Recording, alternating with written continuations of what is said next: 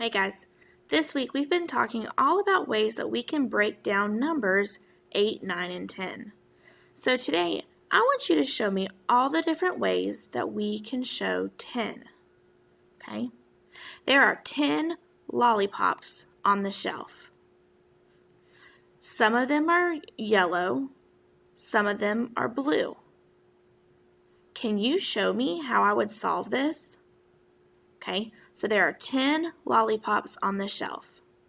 Some of them are orange, some of them are blue. Okay, you can use anything you want to help you.